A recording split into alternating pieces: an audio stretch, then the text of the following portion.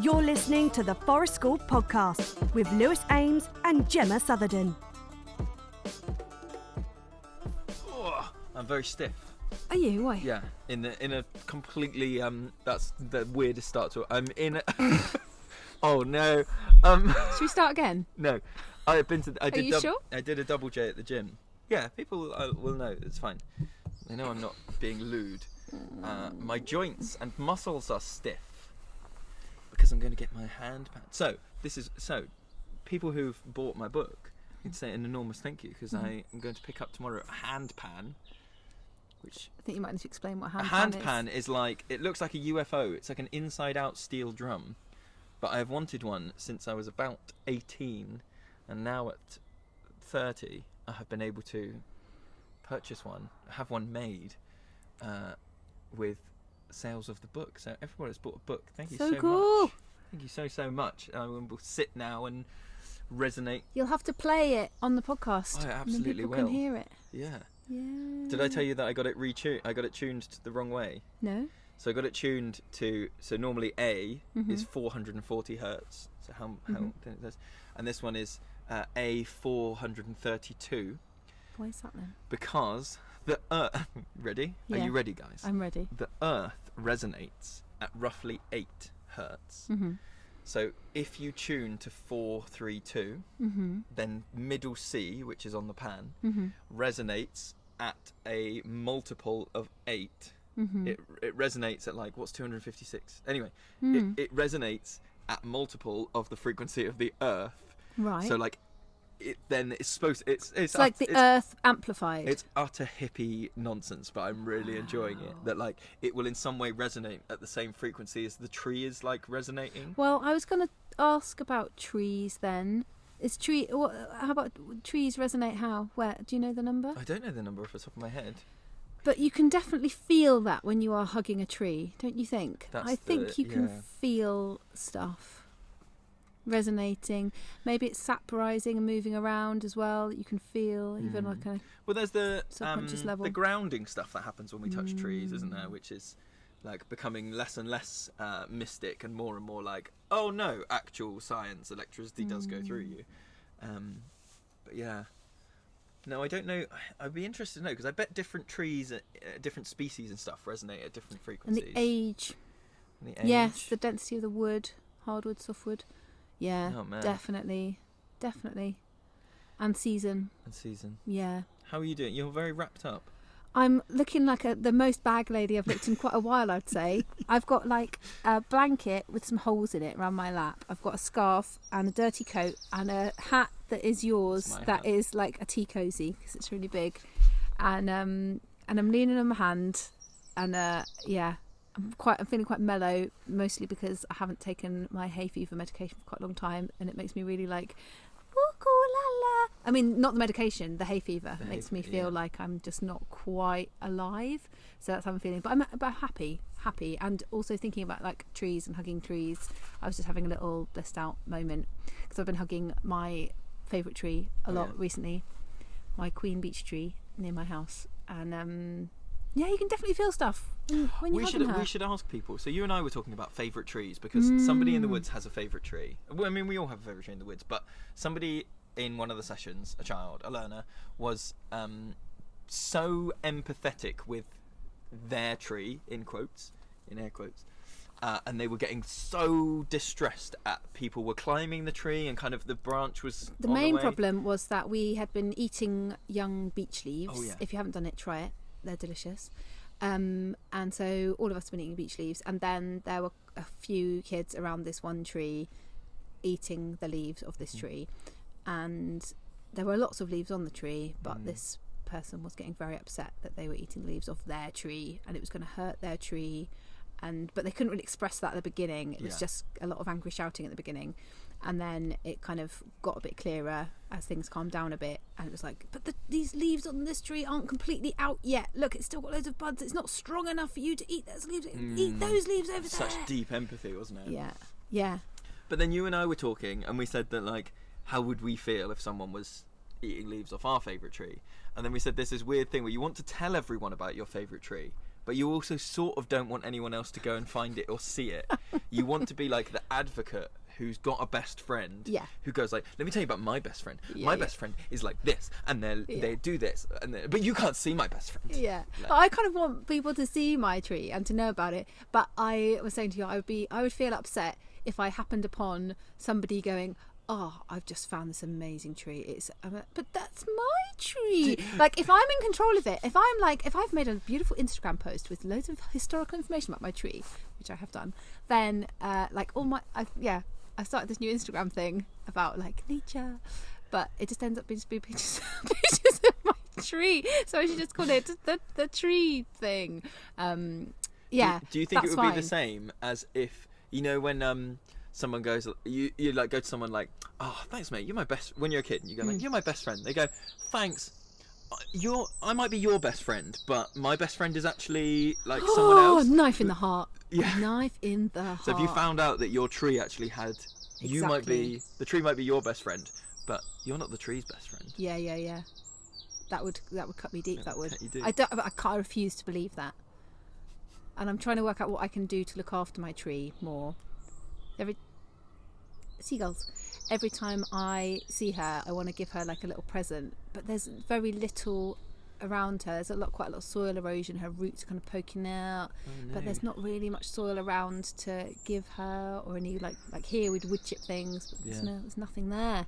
And she's quite far away from civilization to be able to like cart stuff to her. Or maybe that makes it all the more valuable. Makes your gift. Yes, and then I have that thing of like, I want to hug her, but to hug her I have to tread on her roots a little bit, and do I do it or do I not do it? If you ask my children, Yeah. my children will tell you it's absolutely fine to step on, kick, punch, do whatever you want in order to hug your parent. Oh, okay, so fine. if you think about children climbing on their parents, my children have no disregard. Have complete disregard for the lower half of my body, and will just go clamber. Yeah. I'm hugging you, and then you're like, well, I can't be angry because you're hugging me. Yeah. But actually, you've just like given me. What did you call it at school? A dead leg? A Charlie horse? What? You know when you like would hit someone really hard. Maybe I'm revealing something about myself. When someone would get hit, maybe Charlie by me. horse. When you'd like give someone like a dead leg, Right. so you'd punch them like really hard, and you kind of best if you stick. I'm showing Gemma now. So you make a fist, but then your middle finger you stick the knuckle out, God. right, just very slightly. So that when you hit someone, all the pressure goes into there, and it just makes the leg go like numb, and then you fall over. I mean, fun. So you're telling me to do that to my tree? I'm not going to do that to my tree. No, I'm saying my children do it to me, and I'm fine with it. I'm sure Okay. if you stepped on the tree to give it a hug, it would be fine with it. Yeah. I think what I might do, so it's Beltane tomorrow. Woo! And this is the plan, but I don't know if it's going to happen, because even I came up with the plan, and I'm also sceptical of the plan. Yeah. What I would like to do in a dream world is get up before sunrise, go to my special tree and watch the sunrise from the tree, and maybe take a little fireball and make some breakfast there with my family. There's the little add-on that's like, that means it's not going to happen, because I accidentally woke up kind of at sunrise the other day, and it was like 20 to 5. It's pretty early at the moment. Woo! So we'll see. Well, this is a good segue, because we wanted to talk this week, didn't we, about work-life balance, and the difficult thing being that because Forest School is all-encompassing and every part of the learner's experience can be part of it, but equally every part of the leader's experience can be part of it. So kind of experiences we've had where we go, this is going to be my hobby, and it's going to be a complete break from work, and then it takes an amount of time, and then you realise that you've brought it in as a like craft to share with everyone, and then you go, bugger, now I've made it work, now I've made it like a thing. Yeah, and also like how to switch off when if you're fortunate enough to be doing a job that you really love, then you get home and you find that also all of your home time is also relating back to your work. So the other way around, and kind of go, bugger, if I could just like switch off for a little bit and not go, oh yes, because this would be really useful, and I shall read this book and talk about this thing to other people. And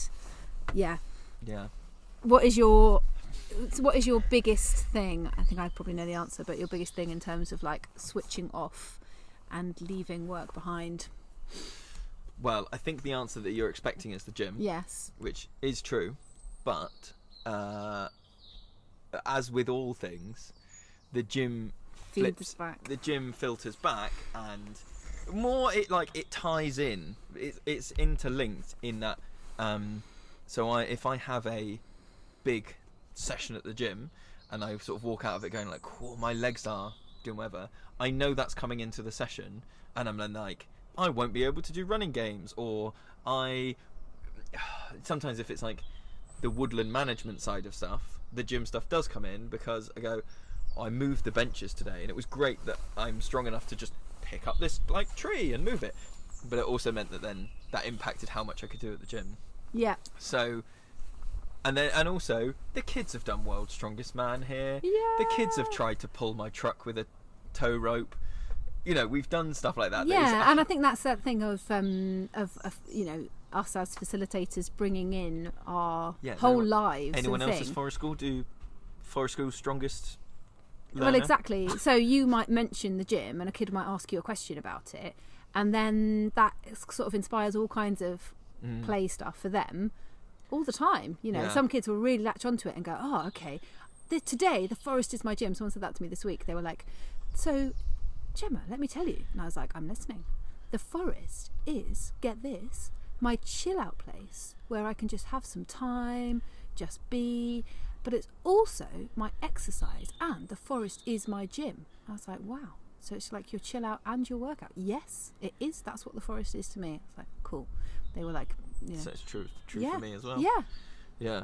But I wonder if that would have occurred to them necessarily if, you know. But also we did. Well, I mean, we had something. It was a while ago now. I think it might have been in the World's Strongest Forest School, because that kind of happened for like a day.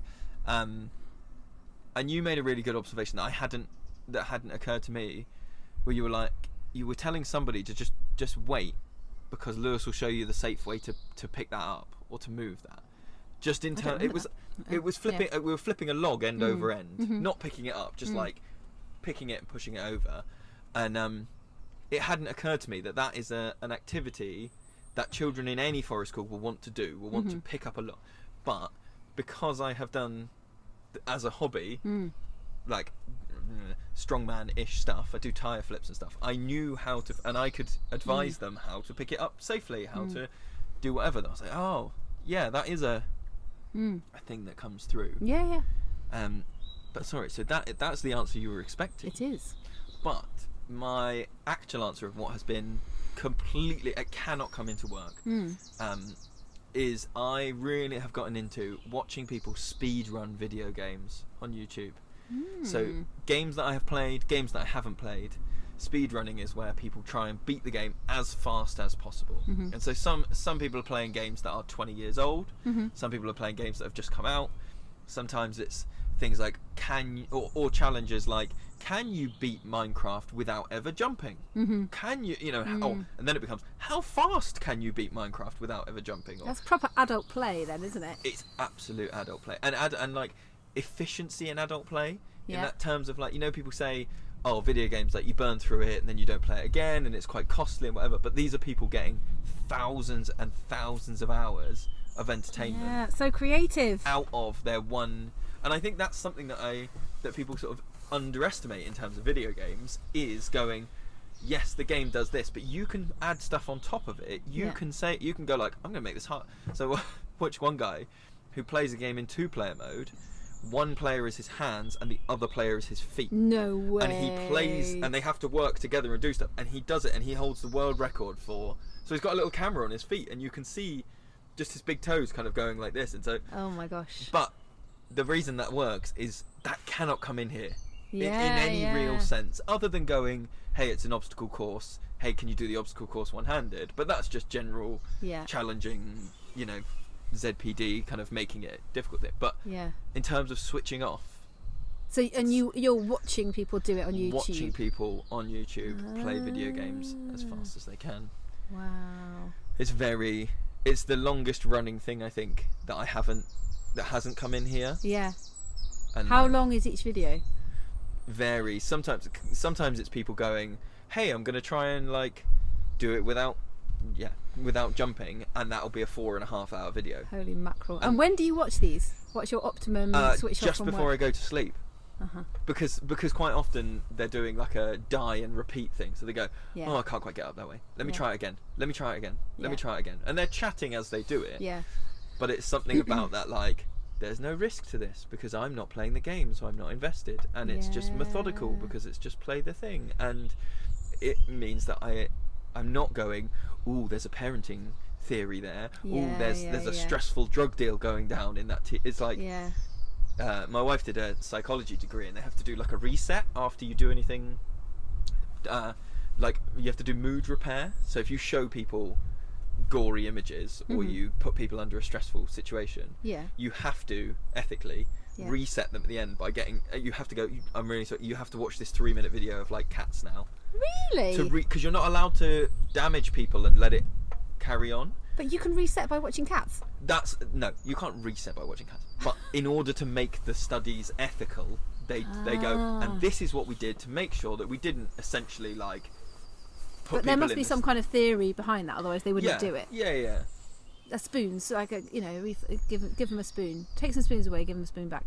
That's cool. I've never thought of it like that. Yeah. What Video about you? wise.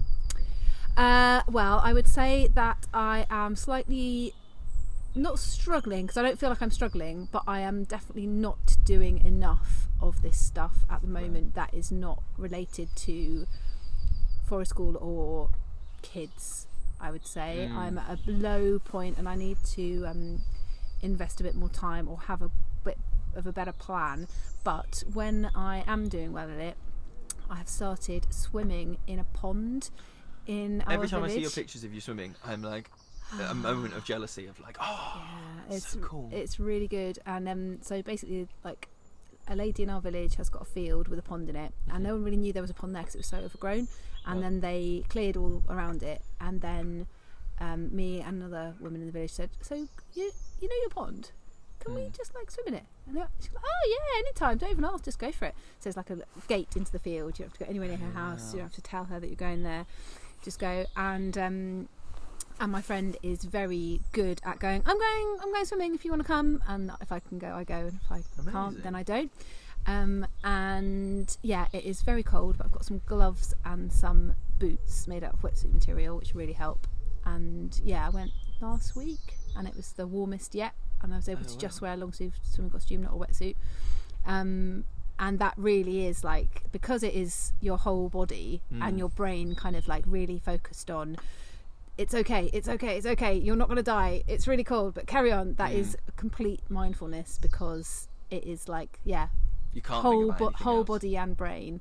And then when you're in there and swimming around, it's such a like sensory experience that's all you're thinking about. Yeah. You're just like, oh. So yeah, that is an amazing kind of reset for me. And the day after I've been is always a great day. Oh, really? Yeah. Because you're not going in. No, I think because it is a reset, definitely.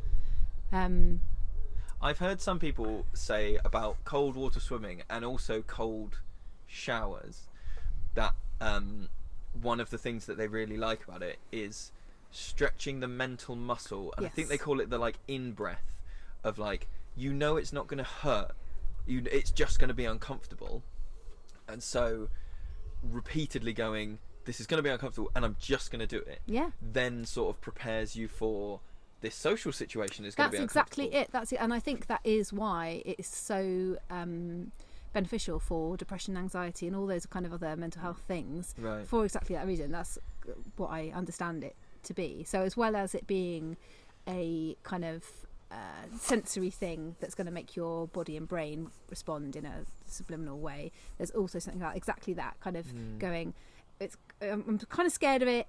You know, and it does bloody hurt. If it is really cold, it does hurt, but it's not going to kill you. It's not going to have any lasting effect or damage as long as you don't stay in too long, whatever. Yeah. And it's risk. It's like risky play. Yeah. And so you do it, and you might have also like a kind of hormonal response where you just start laughing manically halfway around because you're just like, which is also really fun.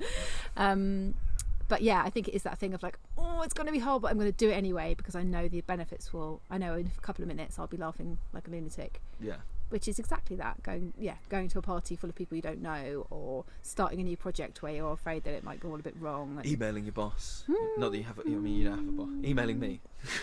emailing myself. Emailing yourself. Yeah. We're both employee of the month this month, and we've decided. Yeah. Yeah, and also it's not really the same as shutting off from work, because I've been doing loads of reading at home for work, which I've really enjoyed, but the way that I've been able to do that is to start wearing ear defenders at home. And oh my god, what a discovery. It's like heaven. I put them on, Yeah.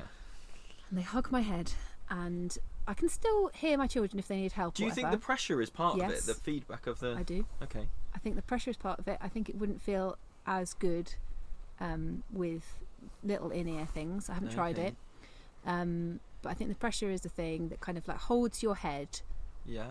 And reminds you of what you're doing. So I find usually I'm distracted all the time, and when I've got my ear defenders on and I'm reading, I don't get distracted. And they're not like noise cancelling, you cannot hear anything. They just like drop everything down a bit. They are literally the bog standard ear defenders you would get from a farm shop or But like if your partner comes in and talks to you, you can hear them talking to you. Yes. Would you have to lift it to talk to them? If they were talking quietly, I'd lift it, but I can hear them. Yeah, and if someone goes, "Mum," I can hear them. Right. But it just deadens everything enough to make you feel like you're just and I even use them if it's not that noisy. There's something about going, this is your reading time, put them on. That's interesting. Yeah. I've only been doing it for a couple of weeks, but I'm definitely going to carry on doing it. I have a thing that's kind of similar, which is when I'm doing, so like I don't like computer work really, like admin, processing, copying this from this to, you know, the real drudgery. No, I like creative, like ask me to make a poster. I love making a good poster. Doing whatever else, but when it's like, okay, read this document and extract the relevant things and make sure that this you know, processing all of the stuff that comes with a business, so I give myself I basically put it all off until there's loads to do, and then I go, I've just got to do this for like an hour and a half, 2 hours, smash it all out. And I will put do you know the Kings of Leon song On Call? Oh, you told me about this. So I will put that song on repeat, and I will listen to one song for an hour, because it doesn't have a definitive like start and finish. It just the end sounds exactly the same as the start. It helps me to lose concept of time. It's funny that I thought you were weird for doing this, but I've just realised that I do exactly the same thing. But I haven't done it for a while, because I tend to do it when I'm doing work that you do have to think about. So like writing an essay or writing something kind of academic-y. And I listen to a song called Autumnal Crush by Clark, which is a piece of electronic music. And it's really beautiful. Is it instrumental? It's instrumental. But there's something about it that is somehow at a frequency or something happens. It does something to my brain, which is kind of it's not chill out. If it was chill out, I wouldn't be able to focus. It is. There's lots going on. Bits of it are quite frenetic, but it's almost like inspiring. Something about it is like keep going. I've heard people talk about it in terms of saying like it occupies the monkey in your brain. That just you go like, okay, the functioning adult in me knows I need to do this, so that monkey that sits at the back and tells me to eat biscuits all the time, here's a song to listen to, aren't you? Like giving iPads to a kid or something. Like you're giving the song to the monkey and being like, okay, shush now, like let me carry on with this. But there's something about the element of music as well, I think, for what I'm kind of talking about when you're like in flow, helps me get into flow. And it's a similar thing where if you have ever taught drama or dance or movement or something, so sometimes when I was teaching that, you go, okay, I'm gonna chuck in some music here. So you may set up like the group thing that they're gonna do. So you're gonna do a piece of movement, and here are some images to inspire us or whatever, and they do it for a while, and then you just start playing some music, especially Hans Zimmer. Hans Zimmer. Put on some Hans Zimmer stuff, some like music from Inception or something, and suddenly everyone, you just see that like eyes light up, and they're like, oh, now everything seems really profound and amazing, and I'm going to put more energy into it. And it just like makes it all magical and helps them get into flow. Yeah, sometimes I do think it's about the music can help you pretend that you're it's almost like helping me pretend I'm an office professional because I'm Yes. not. So it's like, oh, I Yes. will be a professional. I will get a mug of drink and I will do typing Yeah. because Yeah. to pretend to be that thing Yeah. until you Fake it till you realize make you're it. you're in that thing. Yeah. And maybe just talking about music, I think one of the difficult things for me is so I would say podcasts are really helpful for me when I'm doing like even when I'm walking around here doing like woodland management before the kids get here or setting stuff up or whatever. Podcasts are really useful because God forbid I be alone with my thoughts. That is the scariest thought. So I have to have thoughts pushed into That's my me. head. That's me at bedtime. Oh shit! There's the scary time between the light off and going to sleep, where the thoughts may happen. Stop that. I want to think about the things you've done. God, right. Crap. Block those. Block those out. So that's normally how I feel the thought. Feel the. Is everyone like mood. that? I don't know. No, some people have less regrets than us. But That makes it sound like we've killed some people. But I was going to say, there's definitely something about, we've talked about this before, about sub-vocalizing when you read. So when you read text on a page, some people hear it in their head like an audiobook, which is what I do. Some people just take in the information. They don't hear a voice in their head, which is then why people are like, oh, I can listen to a podcast, or like my mum can listen to The Archers and type a Word document, and I go, I don't know how you're doing that. I don't know how you can have words going in and words coming out, and then not, So having like instrumental stuff is definitely key to, and I think that can be, just to drag it back to forest school, I think that can be one of the things that's difficult in forest school settings. Is like in a school day. We talked about this in terms of this is a real tangent. Do it. We talked about this week how, because we have a small group size and we watch people do their things, watch the play, and we're kind of like not involved, we're not adulterating it, but we are there. Like, we see all of the beef. Yeah, I was saying that, wasn't I, yesterday? And you were saying that you take on. Well, absorb it. that's kind of also why we decided to have this chat, Yeah. right? Because I was saying at the moment, It's not a tangent. It is relevant. And Yeah. Yes.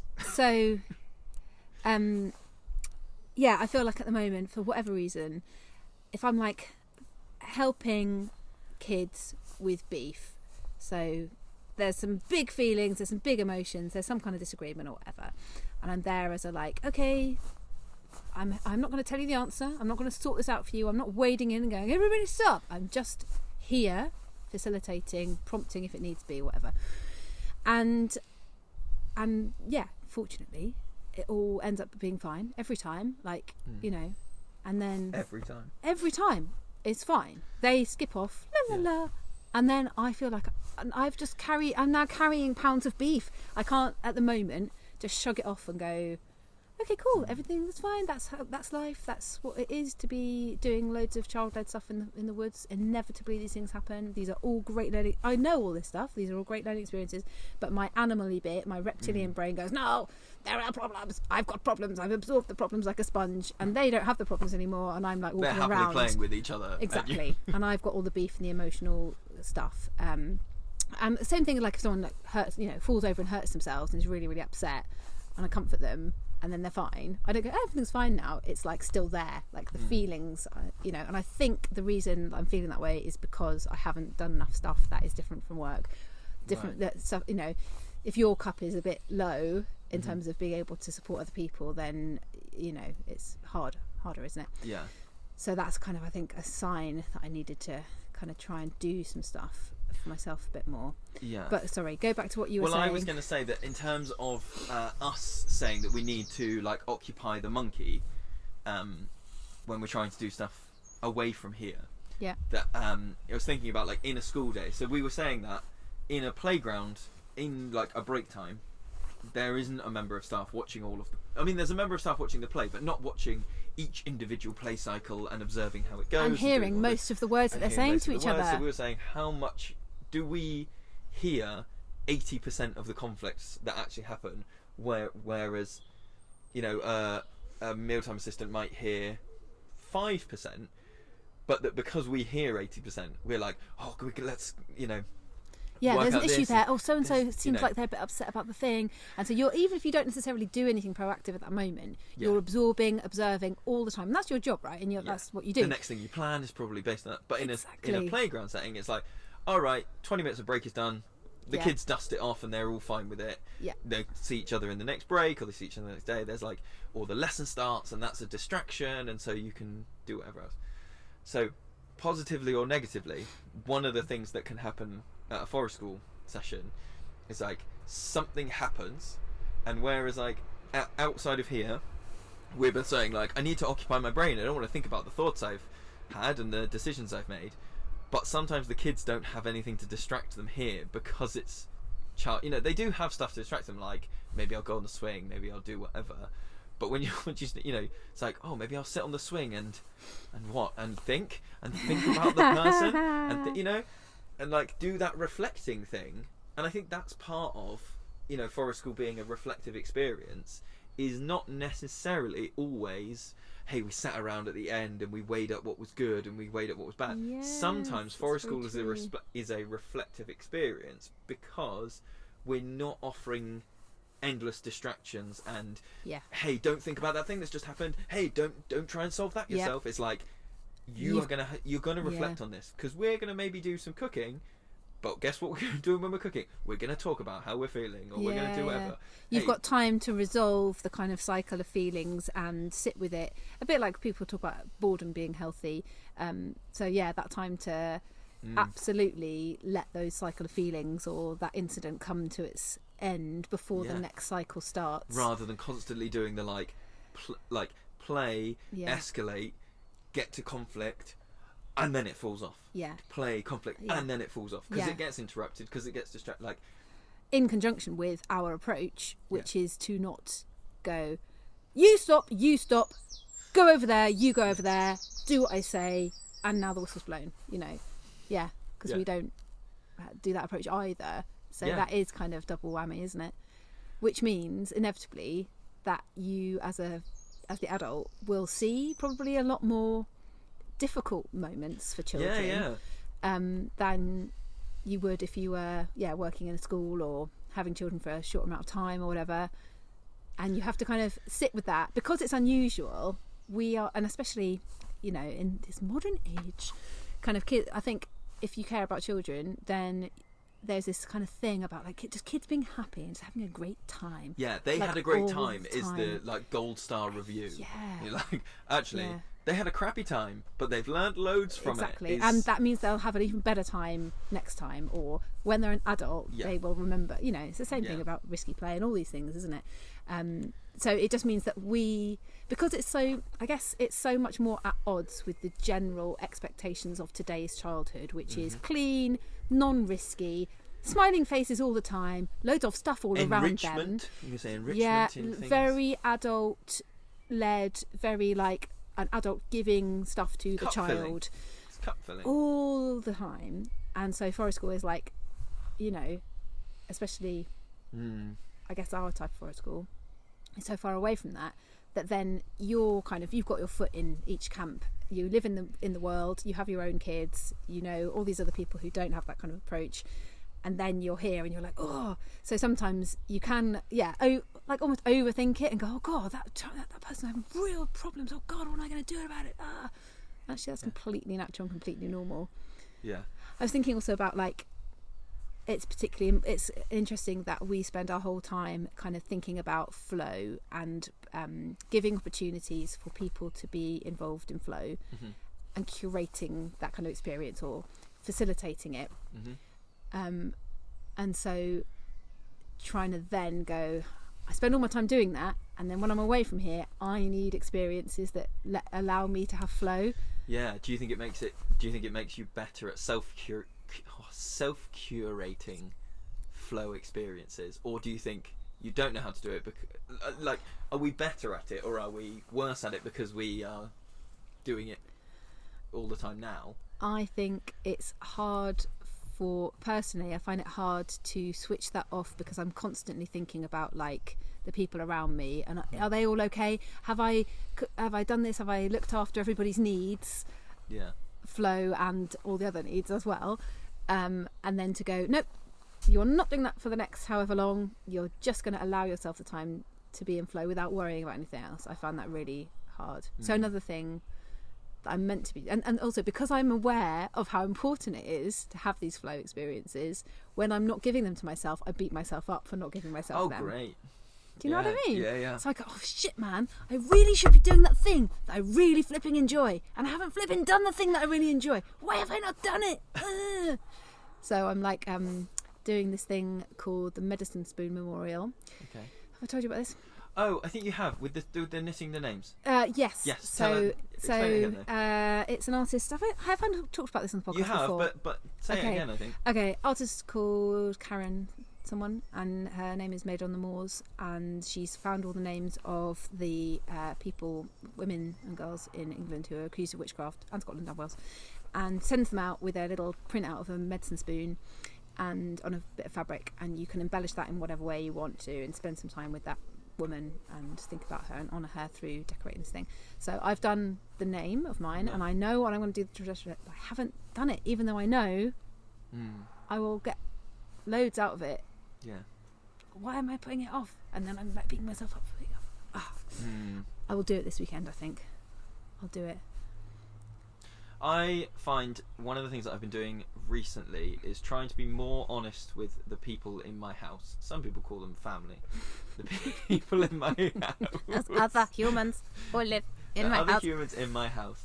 In that, and I don't know if you have this. So I think there may be a difference here between people who run forest school maybe one afternoon a week in a school, and it's, you know, just part of the curriculum. It's a bit like a PE lesson. It happens, blah, blah, blah. Versus people who, so we are probably at a very extreme end of the spectrum, where we're like in the woods multiple full days a week, whatever the weather, with quite a few kids. It's very physically taxing, as well as being mentally taxing. It's very physically taxing. And then we live in the lovely rural Devon countryside, and so the go-to activity, particularly the last year or so, has been like, hey, let's go for a walk, let's go for a country walk, let's go for a ramble, let's go geocaching or something. And I've been trying to get better at going, my legs are fucked, and I could go with you for a walk. I'll be grumpy. I'll kind of then get to the end of the walk and go, I'm kind of annoyed that the only day that I didn't have to walk around the woods, I walked around a field. And trying to just be more honest about, like, I want to stay indoors and watch reruns of video games now. The things that I can't do. So it's that thing though, where, like, because my partner works from home and she works at a computer, at a laptop all the time, the walk is like a refreshing break. It's an alternative to her, and I completely get that. But because we have, it's almost like, can I just do your job for a day? That'll be really relaxing for me. And do you want to do mine? Because, like, it's not relaxing, but it is, like, outdoors. Fun. And it's fun, and, you know, you're moving your body, but trying to kind of be honest about my own experience and going, actually, I have been doing this for 2 or 3 days on the trot now. I do just need to rest, and not feel that guilt of, like, oh, I need to be the, especially my youngest child is, like, she's nearly 2, so she can walk, but it's slow. Most of the time she ends up on my back because I'm the bigger of the 2 adults, so I can carry her. And it's like, hey, do you want to go for a weighted backpack walk?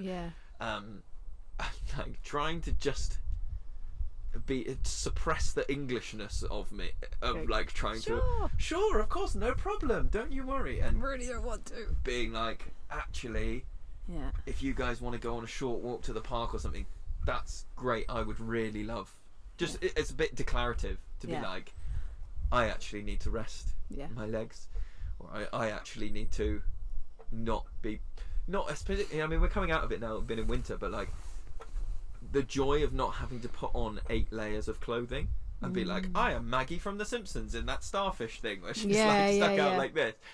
And it's like, hey, do you want to, should we go out for, you know, even like, oh, should we walk around the Exeter High Street or something? I'm like, I'm going to have to put on quite a lot of layers, and maybe I actually just want to sit at home in a tracksuit and eat an entire tube of Pringles. Yeah. I was it just reminds me a little bit of a bit of training I did recently, and yeah, stop me if I've talked about this too much before as well, but it was on Zoom, and it was with what was his name? I can't remember. I'll have to find out and maybe put it in the show notes, because I think he does other training and it's really interesting. Okay. But he's autistic, and he was talking about autistic experience, and I think it's relevant for all humans. And he was using the metaphor of cups. So like we talk about spoons of energy, he's talking about cups. And he was kind of dividing up life into different types of cups. So you might have like a social cup, and a sensory cup, and a cultural expectations cup, and all these different cups. And from an autistic perspective, he was talking about these are all issues that will take up energy and will use a lot of your cups, and present challenging experiences. So, you know, if you've got some issues with cultural expectations of certain behaviour in certain places and at certain times, and you have had that demand placed upon you quite a lot recently, then that cup is going to be like overflowing. And so you're kind of getting this holistic picture, instead of just like, oh, that person's low energy or that person's tired, like actually unpick that and what does it really mean. You can think about yourself or somebody else and go, okay, well, the cultural expectations thing, like you've been in this situation which is quite like challenging for whatever way, or you know, you've been like public facing, for you might say, if you're talking about like our job, loads, and that's like really overflowing, and so that is going to spill over into other areas of your life. It's not a discrete thing. It's like, okay, so therefore I need to fill some of, you know, compensate for it in other areas. And you can kind of sort of almost do like a review for someone you know or for yourself and go, okay, well, these are under this cup, these are the challenging things, these are the things I know I find really hard or that really take a lot of energy from me. So having some awareness of going, and it might be a sensory thing, it might be like I guess with the headphones thing, it's like, actually a thing that really just drip, drip, drip, drip, drip, is the noise of the kids and the dog and everything else. So if I can compensate for that by wearing some headphones for a bit, then I'm going to have more space in these other areas of my life. And it's quite an interesting kind of approach to kind of actually get down on paper, because then you go, oh yeah, that sensory thing I never thought was a thing actually is having an impact upon my ability to talk to other people later in the day, because I've used up all of my energy on dealing with that challenge. It's quite cool. Do you think that explains, I don't know if you have this, in our house we refer to it as afternoon exam feeling. So when you would do like I know what you mean, GCSEs or A-levels or whatever else, and you look at the timetable and it says like, hey, your 3-hour exam starts at 1 o'clock, and you're like, okay, I'm going to get up at 8. What am I going to do with that time apart from worry? And maybe that is coming from a space of like, I know I need to hit 1 o'clock with these things full, these cups full, or these cups empty, however you look at it. And so you just spend all of that time panicking about anything filling up any of your cups. I can't get tired, or I can't do anything socially. I mustn't do anything with my hand because I need to do some writing later. So like that weird feeling of afternoon exam is probably to do with protecting those cups. I can't actually engage with anything this morning. In case it. I used to get that when we were working in schools still. I need to have like an afternoon session in a school. I just spend the entire morning like repacking the car, going, I've forgotten that thing, just putting more stuff in the car just in case. And telling my kids that I couldn't play with them right now because I'm back in the car, even though it's not for another 4 hours. Oh my god. Horrible. Is there anything that you really want to start doing that you're kind of like, I've never done this and I'm not even sure where to start with it, but I think this might be my perfect thing for, definitely can't in any way come to work, or can't overlap with work? Tough one. I have been thinking about, so it's also water related, like more swimming and kayaking. Really want to start doing kayaking. Ideally by myself, but it probably would end up not being by myself. But I would love to do that. If I had more time, if I had all the time in the world and the freedom, that's what I would be doing. My dad does kayaking. Does he? Yeah. On the sea. Yeah. That's what I'd like to do. Yeah. I think they're quite. I mean, you could probably go down the line of. I think the single person canoes are obviously significantly cheaper. So if you were like, oh, I've got to test this to see if I like it, I can only buy a one person canoe. Yeah. And then wave as you row out into the sea. Get far enough away that they can't make out that it's just two fingers. I love my family. I actually do love them a lot. Of course. Yeah. How about you? And that sounds a good one.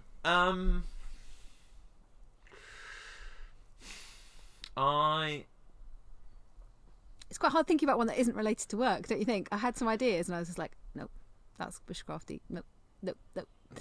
Well, I think that's part. So I think what I would like to do when my children are a little bit older,